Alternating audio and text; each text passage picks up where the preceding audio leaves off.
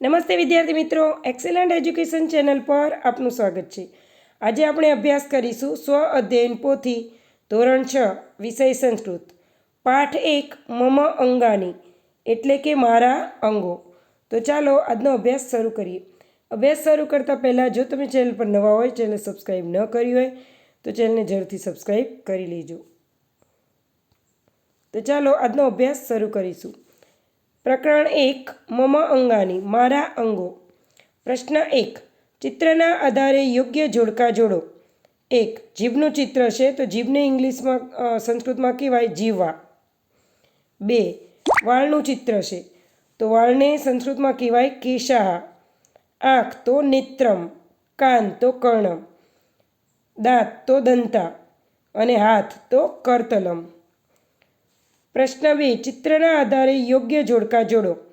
1 સાબુ તો ફેનકમ, 2 કાંસકો તો કરકતન, 3 બ્રશ તો દંતકુર્ચ, 4 માથામાં નાખવાનું તેલ તો કેશ તૈલમ અને 5 દાંતે ઘસવાની ટ્યુબ તો દંતફેન। પ્રશ્ન 3 નીચે આપેલા શબ્દોને સંસ્કૃત ભાષામાં લખો। 1 નાક તો નાસિકા, 2 ગરદન તો ગ્રીવા, 3 મુખ તો મુખમ, 4 પેટ તો ઉદરમ, 5 હોઠ તો ઓષ્ઠઃ। પ્રશ્ન 4 મનગમતા અંગોનું ચિત્ર દોરો।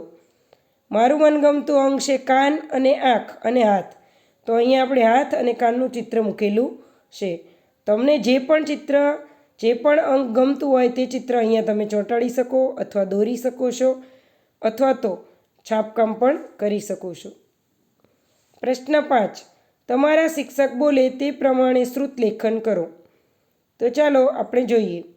એત મમ મસ્તકમ આ મારું માથું છે, એતત મમ શરીરમ આ મારું શરીર છે, એતત ત્વમ લલાટમ આ કપાળ છે તારું, એતે રમેશસ્ય કેશા તે રમેશના વાળ છે, એશા સુરેશસ્ય ગ્રીવા, એતૌ મમ ઓષ્ઠૌ। તો આ રીતે આપણે શ્રુતલેખન, આ સિવાય પણ તમને બીજા વાક્યો ગમતા હોય તો એ વાક્ય પણ અહીંયા શ્રુતલેખન કરી શકો છો। તો વિદ્યાર્થી મિત્રો, આજનો અભ્યાસ પૂર્ણ થાય છે। વિડીયો પસંદ આવ્યો હોય તો મારા મિત્રો સાથે શેર કરજો, વિડીયોને લાઈક કરજો અને કોમેન્ટ બોક્સમાં કોમેન્ટ જરૂરથી લખજો કે તમને વિડીયો કેવો લાગ્યો। અને હા, ડિસ્ક્રિપ્શનમાં બીજા વિડીયોની લિંકો આપેલી છે, તેની જરૂરથી તમે મુલાકાત લેજો। જ્ઞાન સાધના પરીક્ષા, NMMS પરીક્ષા, PSCની પરીક્ષા વગેરેમાં પૂછાતા IMP પ્રશ્નો પણ અહીંયા લિંક આપેલી છે ડિસ્ક્રિપ્શનમાં। અને એ સિવાય પોલ પણ રમવા મળશે, જેમાં પ્રશ્નોત્તરી, ઉખાણા વગેરે છે, જાણવા જેવું પણ છે। તો ચેનલની મુલાકાત લેતા રહેજો। વિડીયો જોવા બદલ તમારો ખૂબ ખૂબ આભાર। Thank you.